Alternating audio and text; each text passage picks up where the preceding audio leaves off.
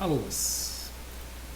Estamos discutindo então essa semana sobre espectroscopia de impedância eletroquímica, que resumidamente nada mais é do que oposição a transferências de carga pelo conjunto dessas forças oponentes, é ótimo, que seria basicamente a reactância capacitiva e a reactância indutiva, uma somatória de resistência contínua. Em eletrônica se fala muito de circuitos RCL, RLC ou RCL, ou RCL ou RLC, que são circuitos que pegam resistências, bobinas e capacitores, por exemplo, para fazer uma série de coisas.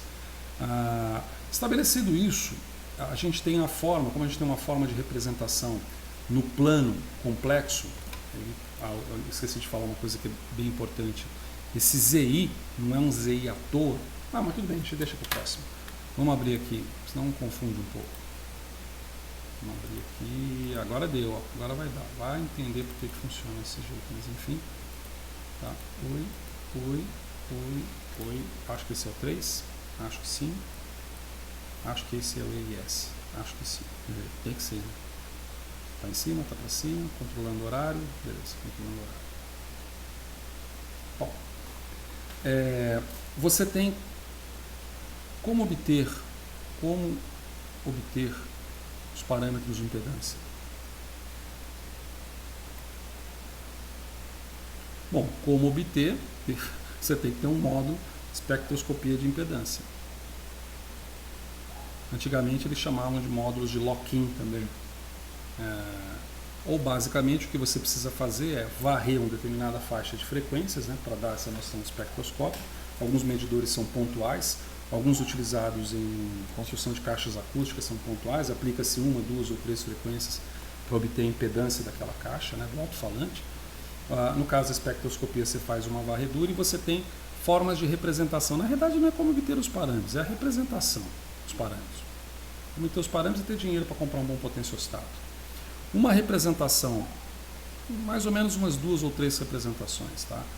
Eu não sei se essa seria a mais clássica, mas ela envolve o componente resistivo, que seria representado pela impedância real, e o componente normalmente capacitivo, não indutivo, portanto, que é da reactância, representado pelo eixo imaginário.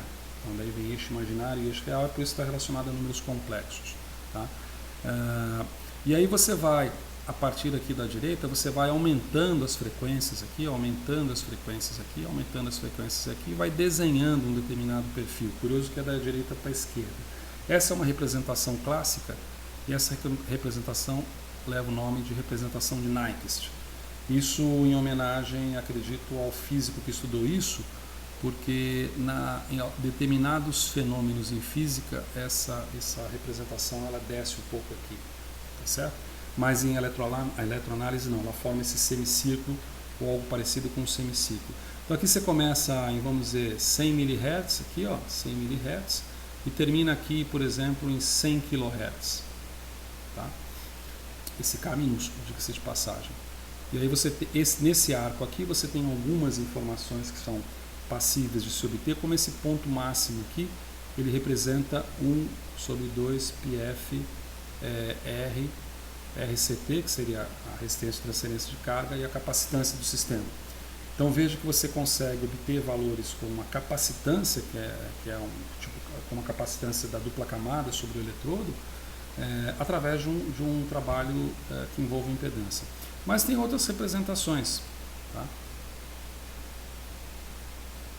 Você tem uma representação, e você coloca, por exemplo, aqui log da frequência, e obtém o Z total aqui.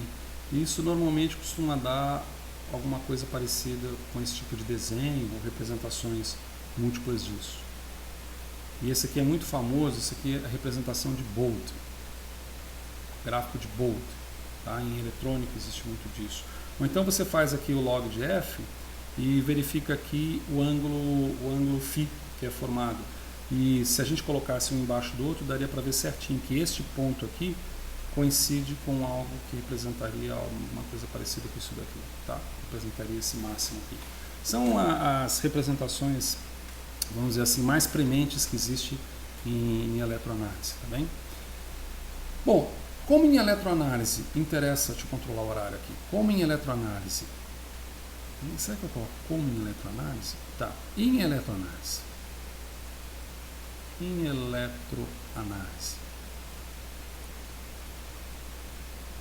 quais as perguntas? Quais as perguntas ou quais perguntas são feitas? Vamos colocar assim, quais perguntas são feitas?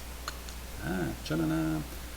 As perguntas que são feitas em eletroanálise, elas buscam basicamente a observação da impedância e da sua decomposição em impedância real, impedância imaginária, por vezes o ângulo φ associado a elas. Tá? Através dessas representações gráficas obtidas aqui, em que você consegue detectar esses valores, você consegue permitir modelagem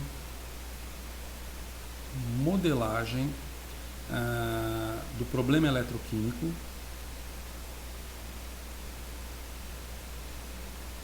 eletroanalítico, do problema eletroanalítico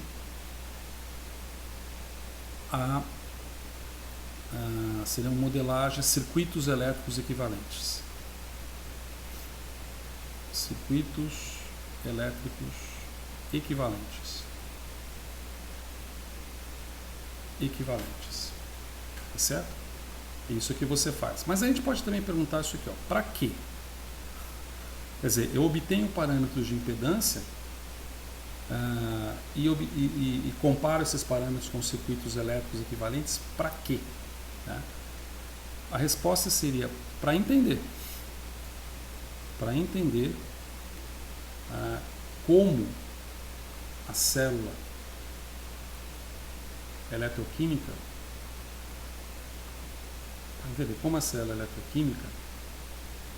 opera em relação, por exemplo, à resistência da solução. A resistência da solução, a gente pode chamar aqui de RS, resistência da solução, a capacitância da dupla camada, tá? Então, a capacitância da dupla, vamos colocar só dupla, né? Vamos colocar aqui como CDL, por exemplo, fenômenos de adsorção, dispersão de energia. Isso do ponto de vista analítico, tá? Então, isso aqui é do ponto de vista analítico. Então, seria do ponto de vista... Mas também envolve algo do senso prático, ou seja, eu quero saber, vamos colocar assim, e também, reticências, e também, reticências, para verificar,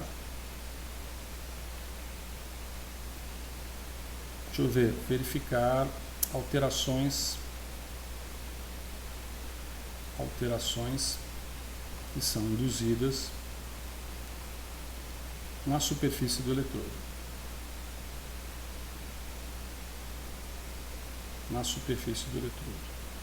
Então, se você modifica intencionalmente ou não a superfície do eletrodo para qualquer coisa, você vai alterar os parâmetros de resistividade.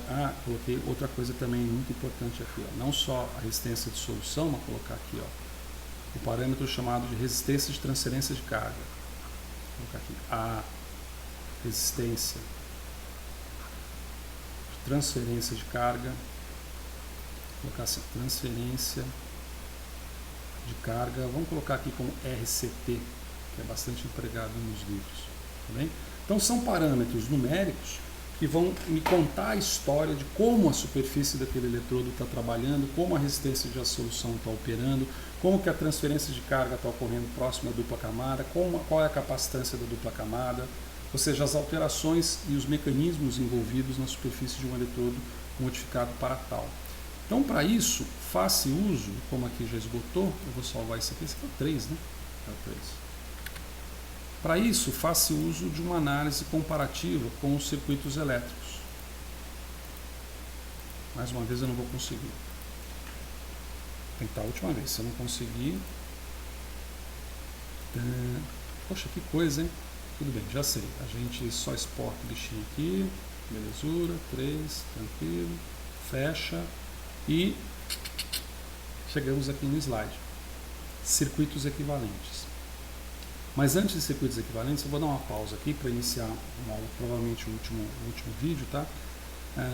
Para mostrar qual que é a ideia básica por trás desses circuitos equivalentes. Tá? Daqui a pouquinho.